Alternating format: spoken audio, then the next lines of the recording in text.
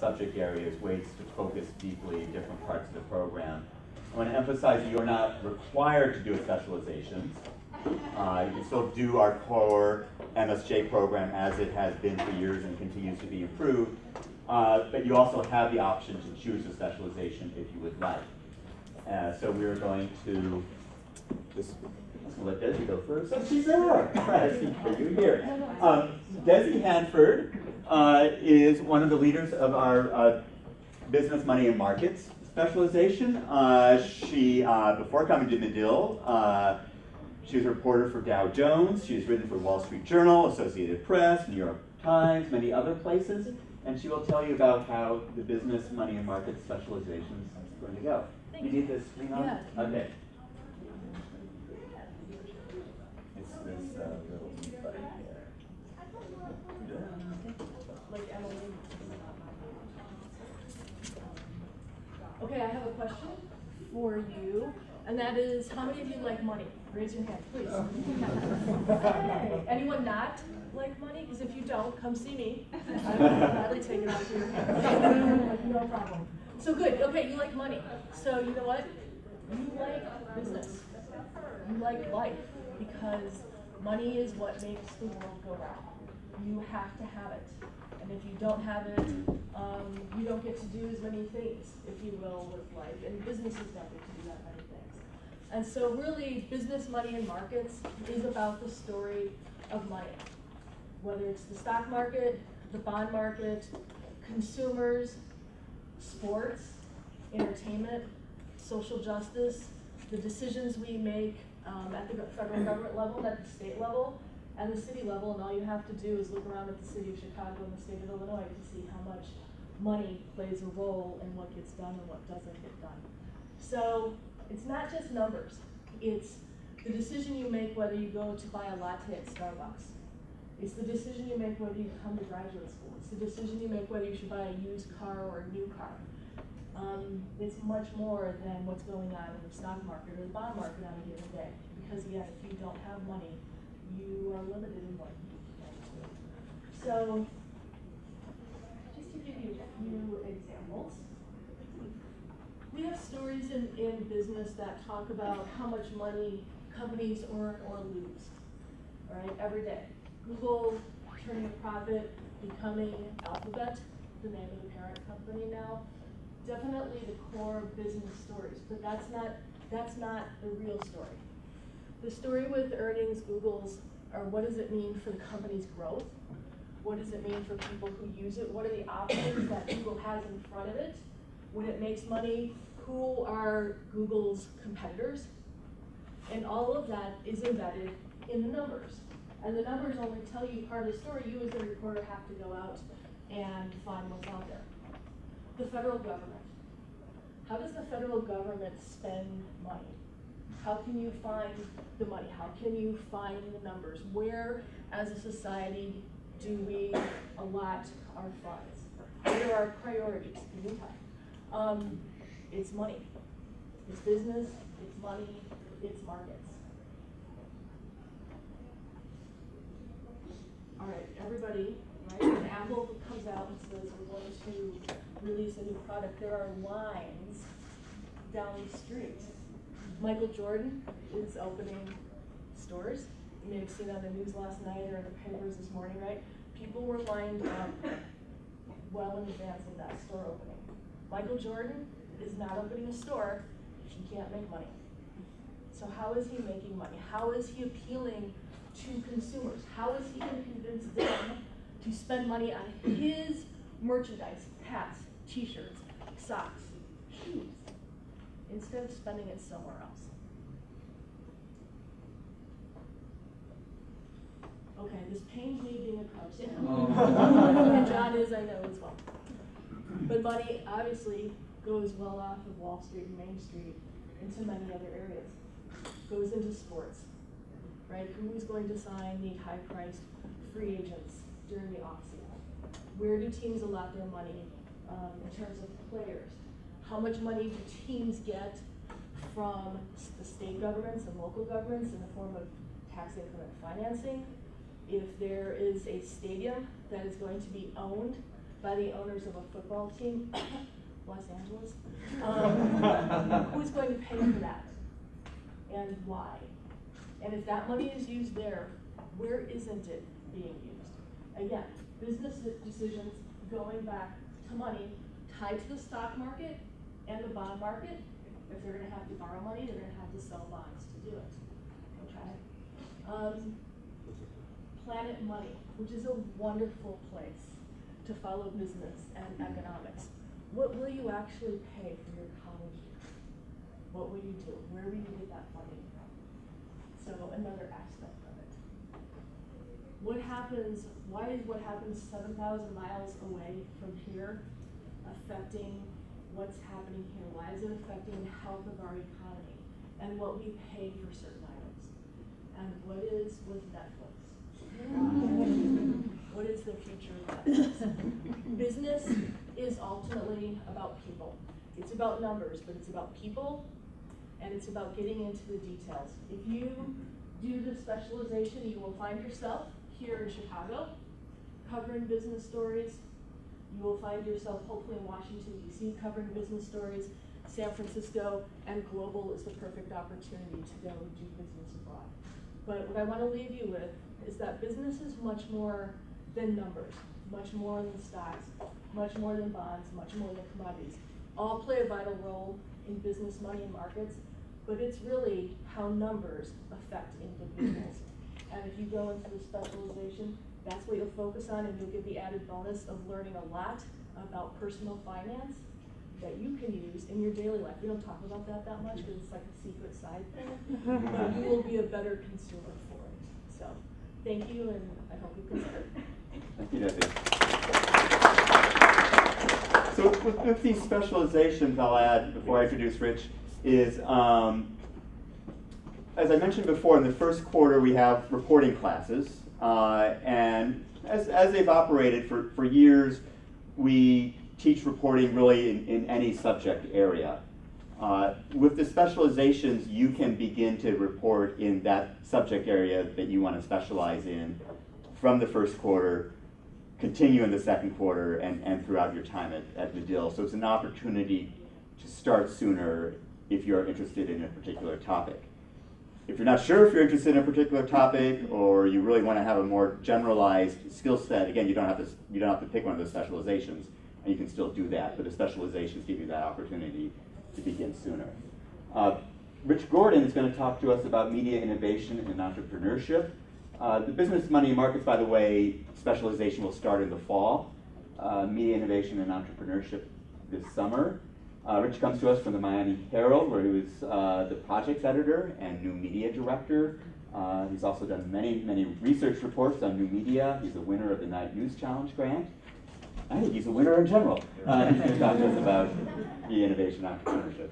Great. Well, I'm going to start by putting you on the spot. I'm going to ask you a question, which you may not be ready to answer, but I'm going to make you. Okay, so here's the question. What kind of journalist are you? And it's a question that comes from my experience working in newspaper newsrooms, where generally, while most jobs and careers in journalism require a blend of different kinds of things, reporting, storytelling, for instance, at the core, what I found in my newspaper newsroom days was people generally fell into one of three categories. And I'm going to make you pick one of the three right now. That's not going to bind you when you get here, but I want you to think, are you one of these people? So first off, they had hokey pictures with them, but here's one. So here's the reporter idea, right? So people who are naturally reporters are people who are curious, they like to find things out, explain them.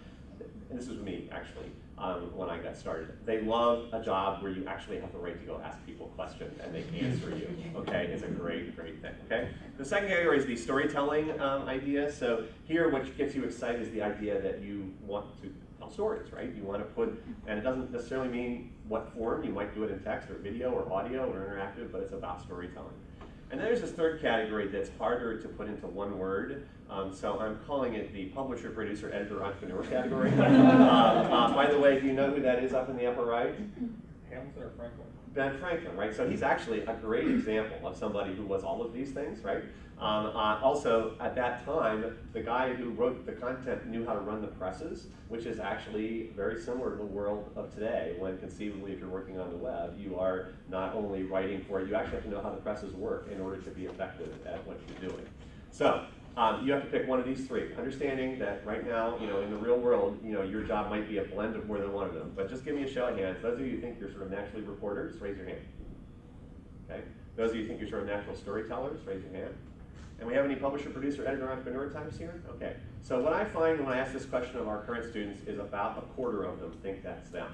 And I would say that that's what media innovation entrepreneurship is about. And what it reflects is that just look at the amazing array of new publications and media products. Every one of the things on here has been launched in the past 10 years, most of them in the last 5. So while we sometimes are guilty of lamenting what happened to the great big successful media organizations that I grew up with, what we sometimes fail to recognize is this is the best time ever to launch new publications and media products. And not only are there startups that do this, but even if you are a well-established company, you are constantly having to create new products, new publications, apps, email newsletters, virtual reality programming. I mean, it's just going to be, this is the nature of the world we're living in right now. I'll bet you there's some users here who use the Skim. Any of the Skim fans here? So that's an email newsletter targeted at women, and it has been extremely successful. Actually, any of you could have come up with this idea and launched the Skim, okay? And that's the kind of thing we want you to do in this class. So media innovation entrepreneurship is, I describe it as a leadership degree for people who want to create, launch, build, or lead digital publications and media startups. Why now? Well, because there are more, as I said, there are more opportunities than ever to do this. Second, editors, people we used to think of just as editing words, today actually have to understand how all the pieces fit together, not just the content, but the business and the audience and the strategy to reach people. There are a variety of new career paths open to people who are interested in this. They have titles like audience development manager, content strategist, product manager. These are terms we didn't have in journalism when I started. Every organization now, even what we think of as non-media organizations, companies, business organizations, nonprofits, they now need a content strategy, and they need to do all the same things actually that publications historically have done. And this is a world where you actually need to know a little bit about everything. You need to know about the content and the audience and the business. So just a quick overview of the curriculum. Quarter 1, you'll be in our frameworks class where you're actually doing product development ideas as a way to learn about the business. You have our methods quarter where you're focusing on multimedia reporting and interactive foundations. The new element to this program, we've had a version of this for a long time, is that in Q2, you're going to be in San Francisco, where you're learning about design thinking and research. You're doing business research and writing. We'll have a hands-on tech class at the moment we're thinking will be mobile app development focused, and you'll be actually getting a chance to work and interact with Bay Area media and tech companies. Then you'll come back to Chicago, where the centerpiece of your experience in Q3 and Q4 is the amazing Nuvention Web and Media class, where you will be on a team with 5 to 7 other students from every school in Northwestern, computer science, business, marketing, and you will actually launch a real product. And last year, half the teams by the end of these 6 months had actually revenue generated. And some of these projects go on to live after the class is over. And you will interact with experienced entrepreneurs and investors. I'm getting the high time, so I'll just mention that in your Q3 and Q4, there are many other courses you can take, including focusing on media business models, magazine editing, which is great preparation for this kind of world, interactive design and analytics. I will close by pointing out a couple things. One is we've been doing this for a very long time. We've launched magazines, websites of various kinds out of classes here, and this is just the latest version of that. And then just the last thought about why you, like, are you thinking this is for you? Here are some indicators that this might be for you. One, you love journalism, you love reporting, you love storytelling, but maybe you're also interested in some of the other issues. Maybe you're also interested in the business side or the tech side. Maybe you'd like to actually feel like you're more in control of your future. You'd like to create your own job opportunities. Maybe you like working in teams, especially interdisciplinary teams. You'd like to be the person who can actually talk to the developer and the business person and the marketing person. Maybe you'd like to work for an organization that you want to help grow. The big traditional media companies that I came up with, they're going to be around for a long time, but most of them are not likely to keep growing because they started big. And they're going to shrink in a world of infinite competition, whereas these new ventures have an opportunity to grow. And I would say this might be for you if you have an interest in the business of media. I came out of the newsroom, went to run a web operation for a newspaper, and what I found most fascinating about it was we didn't actually know how to make a business out of publishing on the web at the time, and we may still not know. I'm actually very fascinated by that challenge, and actually some of those startups we pointed out earlier actually have managed to address that challenge. So I think I need to stop, but I hope if you get a pitch, I can go. And I will say, I'm sorry, there are actually careers, these content strategy, audience development, community manager, product manager jobs. This is what they're looking for. I've talked to a lot of publishers and people running media companies. They want people with the skills we want coming out of this concentration. Lastly, if you need questions, reach me at that email address. All right, thank you, Rich. Our politics and national security specialization will be starting this summer. Ellen Shearer, among her many accomplishments, past president of the Washington Press Club Foundation. She's a member of the White House Correspondents Association. She's co-authored or written 6 or 7 books now. Pretty impressive. And she'll tell you about how the politics and national security specialization will offer you. Now I'm tired. Thanks so much. Good to see all of you again. I got to meet some of you last night and see you in our meeting at noon yesterday. So here I am again. I'm going to talk about the politics and national security specialization, which we started in around 2011, so it's been running for quite a while. And we are actually the only journalism school in the United States that has a politics and national security program. Other schools have a class, usually around conflict reporting, but we're the only program that actually offers a series of classes. So if this is an area of interest, you've come to the right place. The politics and national security specialization should really have a longer name, but we didn't want to take over the entire insert of the name. And the reason I say that is some of you may be saying, well, I don't care, I don't want to cover the military. And to a lot of people, that's what national security is. And certainly the Defense Department is the biggest player in national security worldwide because it spends more money than any other military in the world, by far. So it's a big player. However, national security is cybersecurity. National security is soft power, diplomacy. Desi showed a story about, a business story about China.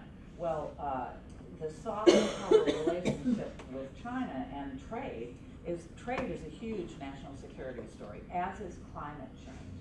The threats to our country because of climate change and to other countries are huge. As the Arctic Circle melts, trade lanes open. Russia is there already. We're not for a number of reasons. People are concerned about that in national security. So national security is global affairs. National security is homegrown terrorism, keeping our infrastructure safe.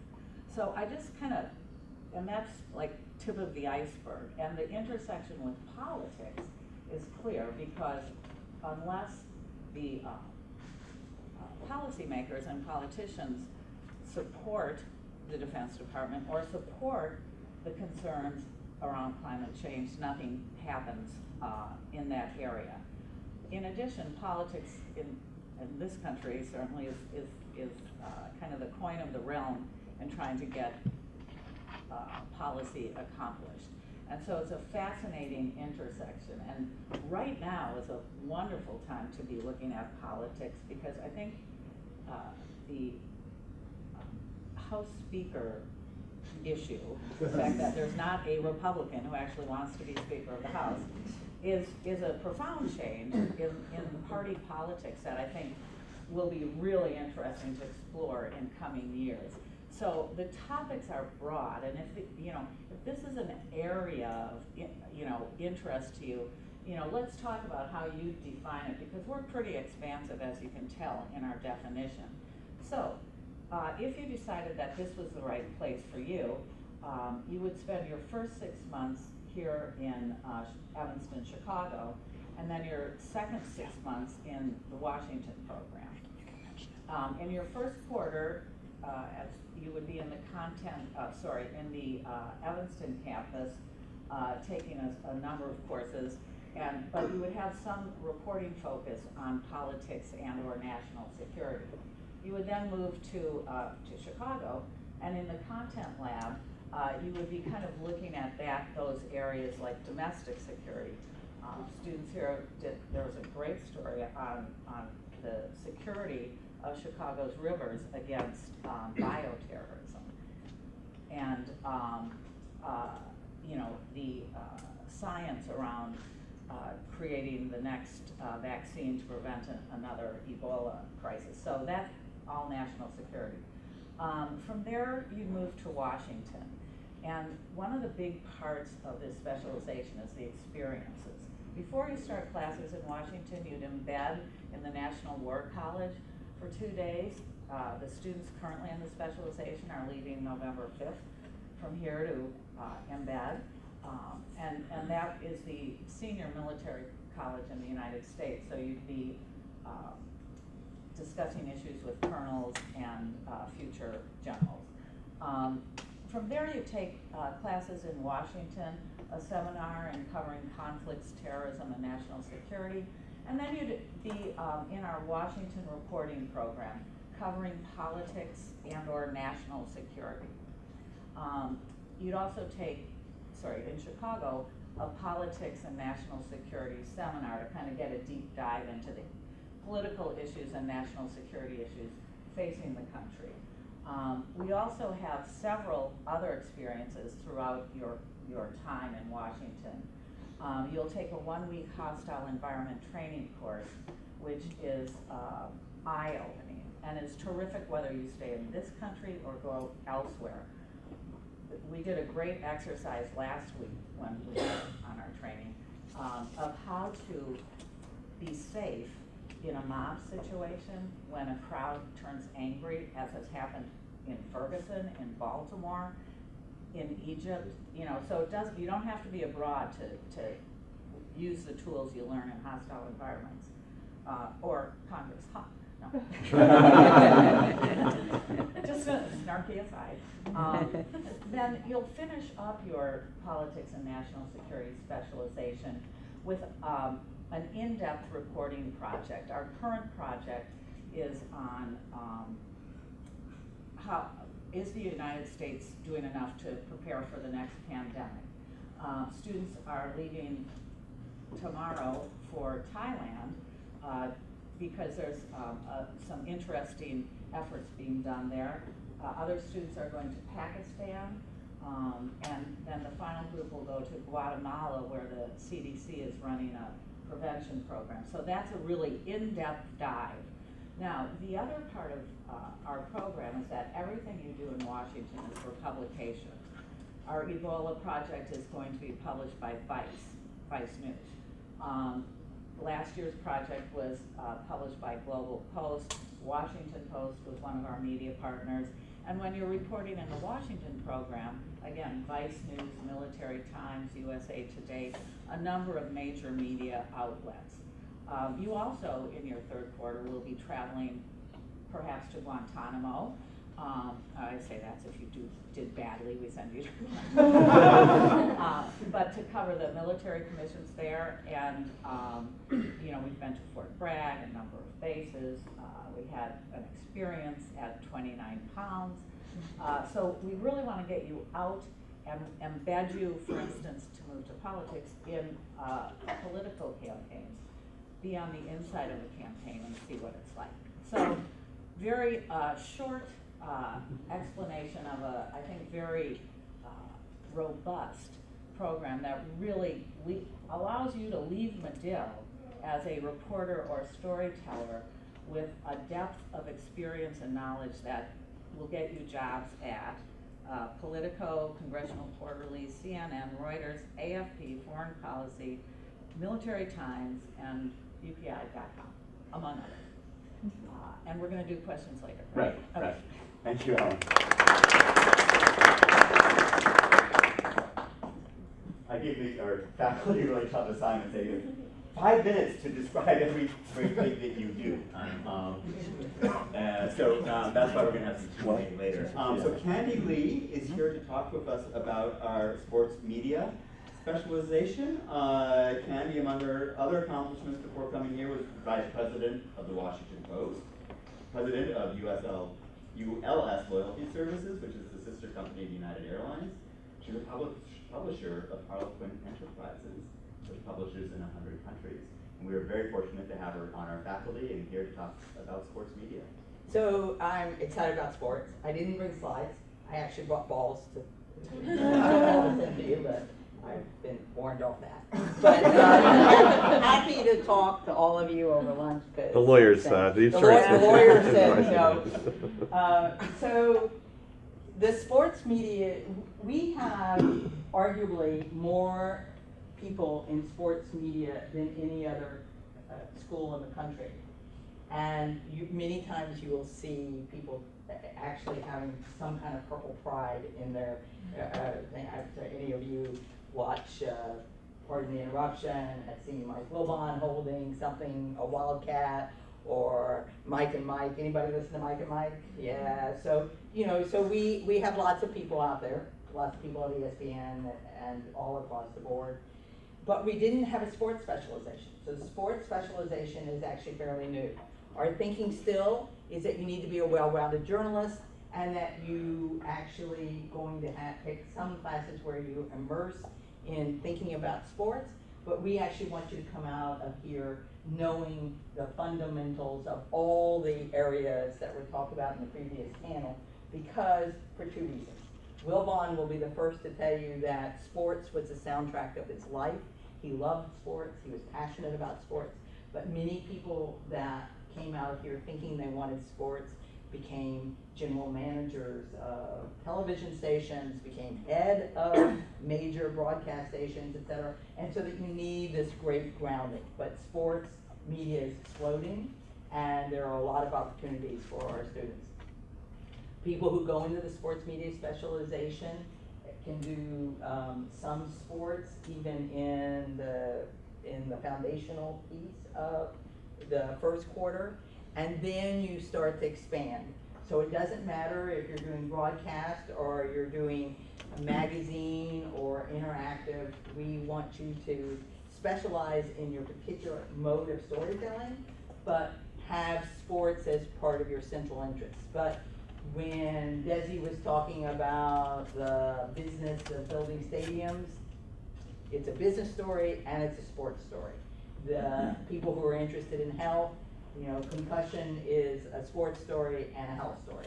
So everything dovetails, and in fact, we are global, and so we have people thinking about why in the world would India and Pakistan be the leaders right now in cricket, when cricket's home base was originally England, and you would think there would be a colonial overthrow, but in fact the exact opposite happened. So we think about sports both reporting, if you want to go to the Cubs game and report, we think about that, but we also think about some of the society issues. So we have different courses. We have an intro to sports reporting, but we also have sports and society, how does society, race, gender, domestic issues, etc. Occur. We match every student with a mentor, talk about the Medill Mafia. We have so many people in sports, and these people are actually saying to us, well, we can do more. So everyone from Rachel Nichols to Christine Brennan, who's the Sports USA Today columnist, and everybody in between will help you. We also take people on trips. One of the great things is that Chicago is a fabulous sports city, so we're ensure that you get knowledge about Chicago sports when we take you on trips. Last year, we took people to ESPN. We took people to Orlando, to Washington, D.C. In Orlando, all the different kinds of outlets, but also it's the home of the Golf Channel, so we wanted to be sure people had day at the Golf Channel, and they actually got to see people on air and ask a lot of questions, as well as, you know, the normal tours. But we went from the Citrus Bowl to the Orlando Magic, and then actually it was, for reasons that are a little hard to explain, Barkley and Shaq night, the night we went, so we got to actually spend some time with them. I only have 1 minute left, so I'm going to tell you real quick that we have capstones where you invest in your sports area, but we also have some residencies where people go out. So people went to the San Francisco Chronicle and wrote about sports, and actually got to write every day. People went to the Chicago Tribune, but we also did a sports magazine show that we did on air here that people had in their portfolio, so they actually had stories where if they wanted to be in front of the air or back. Mike Wilbon and Christine Brennan are our professionals in practice. They help guide the program for you. Every year we do something special. This year we do the NFL draft. You will actually get credentials for the NFL draft. You will either follow it inside, or you will be outside on the red carpet interviewing the people as they go in. We have many guests. I'm out of time. We have many guests that come all the time to talk to us, including the commissioners of all the different sports leagues. We have a very broad explanation of what sports are, so we make sure that whatever you're particularly interested in, you can do. And I can answer questions. Thank you. I've been part of a team of faculty that has been working on putting together specialization in social justice and investigative reporting. So I'll spend a few minutes talking with you about that. There's an old saying in journalism that we should comfort the afflicted and afflict the comfortable. And that's sort of what social justice and investigative reporting gets at. The social justice part is the comforting the afflicted, and investigative, you sometimes afflict the comfortable. The social justice and investigative specialization will be starting this summer. Should have said for sports media, you actually have a choice of summer, which will emphasize online and print, or fall, that would emphasize broadcast and video for sports media. Social justice and investigative is the summer start, as is politics and national security. As is media innovation and As is media innovation and entrepreneurship. So what would you do with social justice and investigative reporting at Medill? Again, first quarter, you can be in one of our reporting labs that has a focus in that area. Come downtown, and in the content lab, have beats in the kind of issues that involve social justice. You also have an elective you can take in urban reporting issues. We are now offering for an investigative reporting class co-taught by Louise Kiernan, won a Pulitzer Prize for her work at the Chicago Tribune. Currently taught by David Jackson with the Tribune, another Pulitzer Prize winner.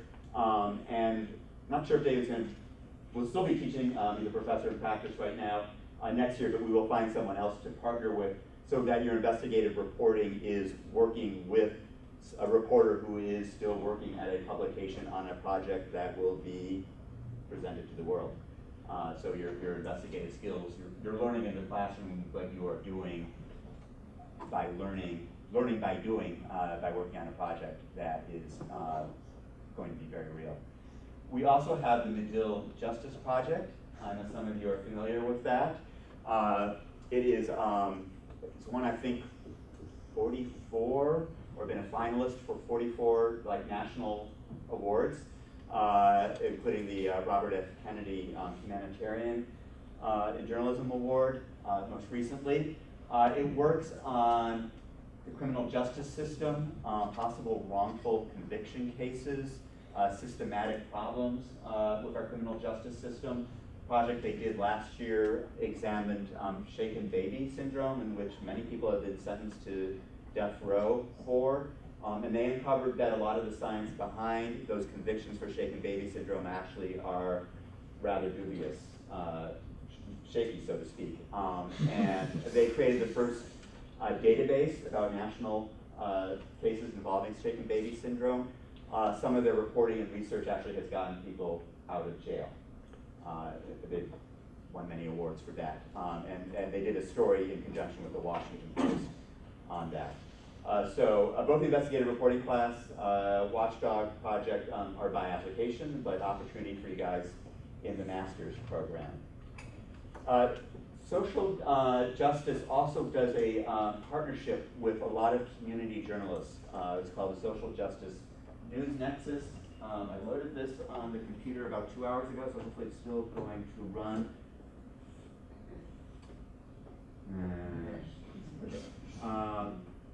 It happens when you load things too early. But they have looked at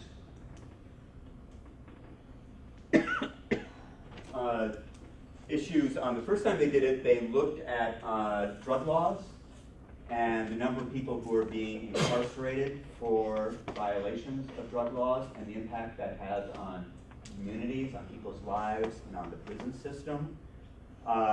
Most recently, they did a project that looked at the mental health support system and its really many gaps and failings, and the vast need there is for more support for people with mental health issues. Currently, they are looking at housing and urban issues and homelessness, and how lack of affordable housing again affects communities, affects neighborhoods, affects the whole city. And they do this in partnership with working journalists throughout Chicago. They are going on a trip to Puerto Rico this winter to follow up on a project they did on social services in Puerto Rico and sort of gaps in the safety net there. So that's social justice investigative reporting in a nutshell. You may have questions later, and I'm happy to answer them. I'm also going to tell you this morning about our health, environment, and science specialization, another one that starts in summer. I know some of you had breakfast with Abigail Forstner yesterday morning, but not all of you were able to make that. So I'm going to do a quick overview. First of all, you don't need a science background to be in health, environment, and science. We assume that you don't necessarily have that, and our faculty will teach you in those areas.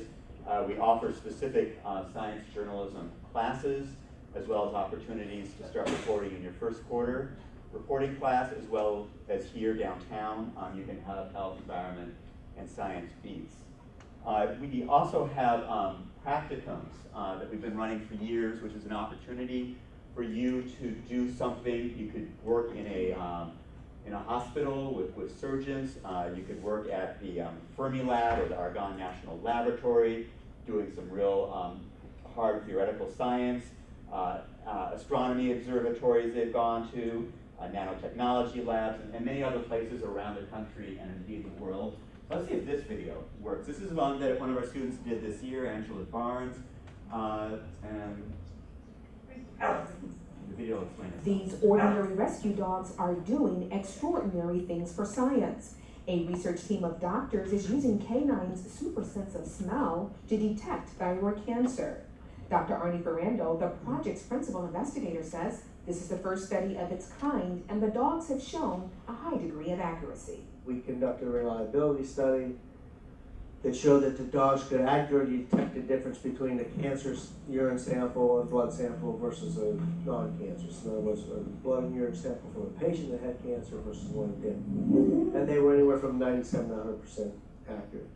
This video shows a German Shepherd mix named Frankie with a patient urine sample and his detection. He says it's hot. Reward your dog. Good boy. But how did Frankie make that hot or positive detection? Stephanie Wagner says she works with the dog's natural reaction toward the samples. They have a natural response, such as a sit or a lie down. Then we will use that as their response. We have one dog, his response to a hot sample is to lie down. If it's a cold sample, he just turns his head away, like he doesn't want it. He says it's negative. This is where the actual thyroid cancer testing is taking place. As you can see here, the three dogs, we have Frankie, Bella, and Sophie. They use these cones here. This is where blood and urine samples are placed, and this is where the dogs will actually sniff to detect thyroid cancer. But how effective are the dogs? So far, based on our early data, it's more accurate and reliable. Now, Dr. Ferrando hopes to move this concept to more deadly cancers to provide earlier detections. In Little Rock, Arkansas, Angela Barnes, Medill reports. So I guess the video shows a few things. So Angela did this in her second quarter at Medill. She didn't come in here with a lot of video broadcast experience, and she didn't come here with much in terms of health, environment, or science experience. But by her second quarter, she's doing a story like that with an opportunity to travel elsewhere in the country. And there's cute dogs too, so what's go wrong with that? So that's something you can do in your second quarter. The science program, there are scholarships available for that to help you with the cost of the program. We're also able to offer embedded reporting experiences in your last quarter in this health, environment, and science program. And students go around the world. We had a student in Mongolia this summer looking at climate change there, as well as another student in Greenland also looking at climate change. We had a student going around with the storm chasers in Kansas as they followed around tornadoes. So a lot of different kind of cool opportunities you can do in your fourth quarter as sort of a culminating experience in health, environment, and science. Again, happy to talk with you more about that. Abigail and Donna Leff, who lead the program, would also be happy to answer your questions. I'll end with some things that go on outside our classroom at Medill. One is something we're launching this winter for the first time called Medill Explorers. We still have our purple handouts, Melissa? Yeah, they're right outside. They're right outside, so don't you great, grab one of the purple handouts. Medill Explorers is, we're going to take a week off from classes this winter and do different, new, exciting things. There'll be some trips abroad, Buenos Aires, Pakistan, South Africa, within the US and its territories. I mentioned the Puerto Rico trip before. We're going to go to the Iowa caucuses and cover those for those interested in politics. Sports trips to San Francisco right before the Super Bowl, Colorado to the Olympic Training Center, the science practicums I just mentioned, arts and entertainment in Chicago, innovation and entrepreneurship here, opportunity to go deep into money and markets with some of the corporations and the financial world here, and looking at legal and housing issues in Chicago. So a real range of different things you can do for a week, some of them in sunnier climates as well. Another thing we do outside the classroom, some of you experienced that yesterday, is our Medill Fridays. This is when we bring in guest speakers, panelists. We had a movie a couple of weeks ago, Spotlight. It was like a sneak preview of a Hollywood movie that's going to be coming out any week now with Michael Keaton, lots of stars. One of the actors, Darcy James, who's a Northwestern grad, Skyped in with us, and we looked at the Boston Globe investigation of abuses in the Catholic Church. Sounds like a really good movie. We have workshops, building online portfolios. Candy and her husband, who happens to be writer about wine for the New York Times, do a great workshop on wine critiquing. It's always popular. And a whole range of possible things. We do field trips for Medill Fridays, so it's both fun and a way to get in depth in things that you don't necessarily have time to do in the classroom. Joe Mathewson is here. I just want to introduce Joe Mathewson, one of our favorite faculty members. He teaches business journalism, he teaches ethics and law, he's teaching one of our first quarter reporting classes, and say hello, Joe. Hi, I'm looking for some reporters with courage and ambition to tackle some of the most important and most challenging stories of our time. Nice. You will love working with Joe on that. I'm often asked by prospective students the question, what makes Medill better than School X? Why should I choose Medill over School Y? And I'm not going to badmouth School X or Y because that's not my style, that's not Medill's style to badmouth other places. But if I were you, I would ask these questions yourself to help answer the question that you're asking. Do some little research. Look into which school is going to best prepare you for a global media world, because it is a global world and it's becoming increasingly global.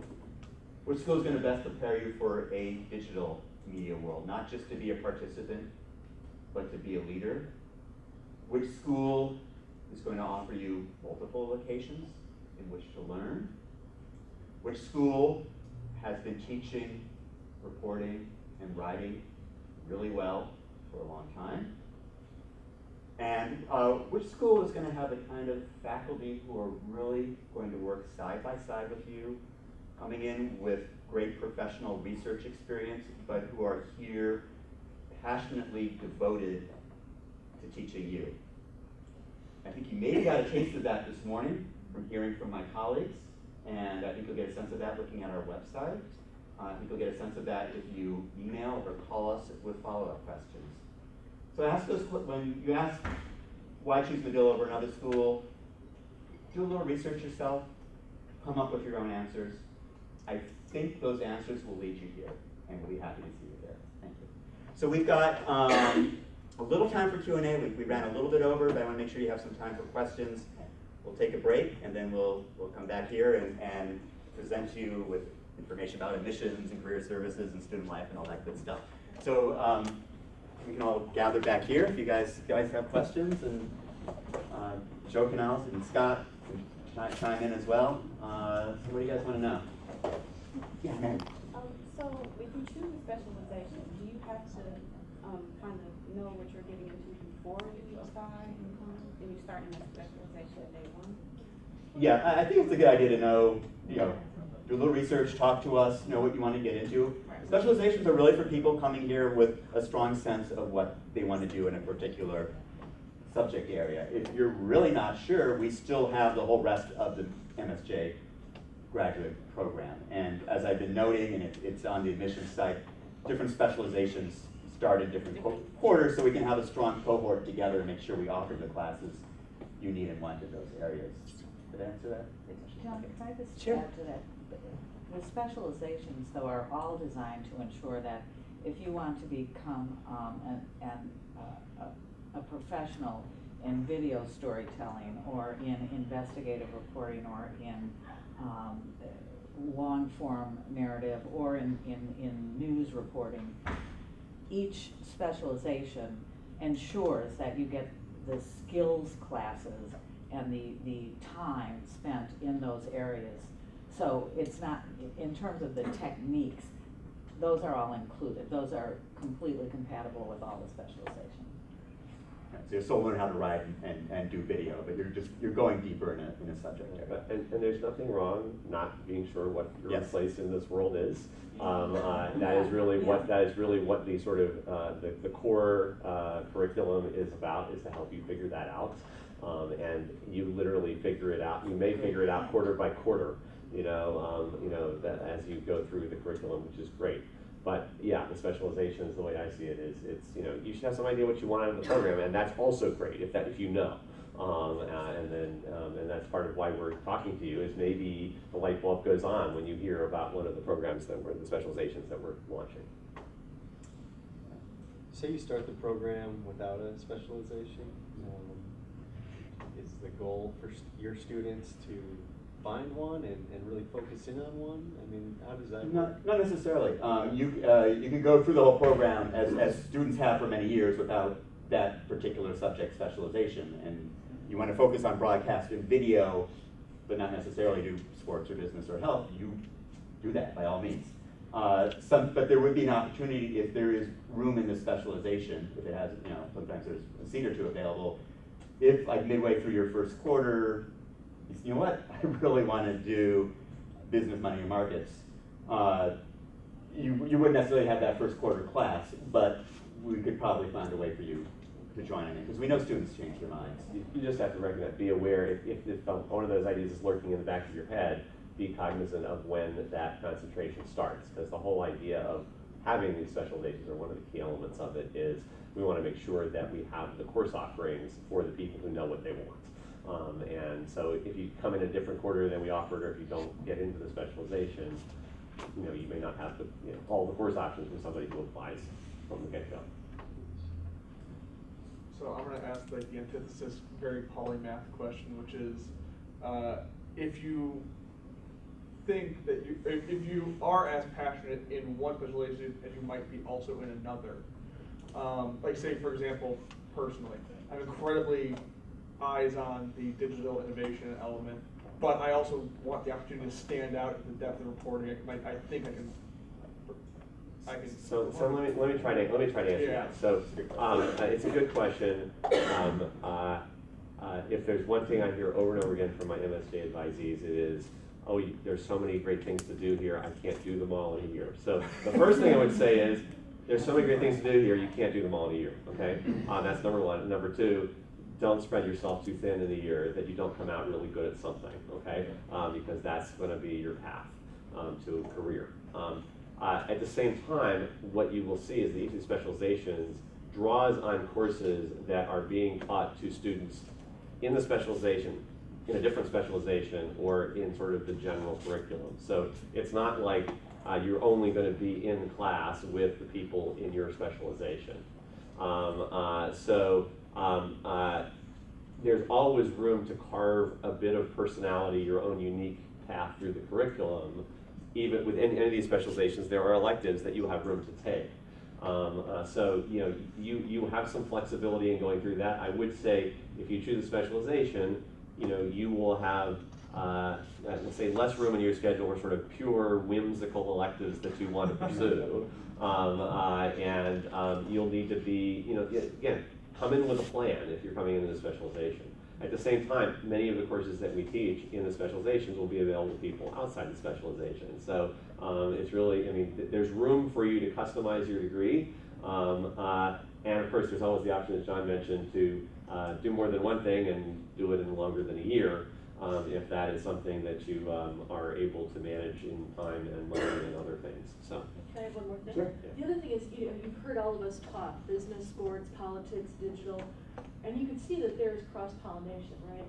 The business of sports, business of entertainment, business of health and science, politics, and you can do business in other specializations. So you're not just putting yourself in a vacuum, if you will. There's going to be some cross-pollination, crossing over in all the specializations. Let's take one more question now. A lot of us will be around during break and during lunch, so we can have individual conversations. I also don't want to keep you from lunch too long, so I want to keep this moving along. So, one more question? Scott Henderson. One point to follow up on something Rich said about an aha moment when you're here for something that, oh, that's my passion. We had a student last quarter who in week 5 in methods, there was this, you cover a tornado. It's the Moore tornado of Oklahoma, and you spend half a day pretending you covered it, right? This student had never really thought about breaking news. She did that, fell in love with breaking news. So second quarter in the content lab, she was one of the first people to raise her hand to cover the Cubs in the playoffs. And she's a national security student, and she was focusing on security. Tuesday night, we're leaving, it's the Cubs, last hurrah. And she says, oh, I live 10 minutes away from Ridley Field. I'll be on standby in case there's a riot. All night. We don't send people in harm's way. She says, oh, it's okay, I'm just 10 minutes away. So she won first quarter methods exercise, a passion for breaking news, and now she's doing it. Well, speaking with all of you has been a riot. And a lot of us will be around to answer individual questions. But why don't you do a 10-minute break? 5-minute break, since Dave. 10 minutes. 10 minutes, okay. 10-minute break, and we'll meet back here. Great, thank you all.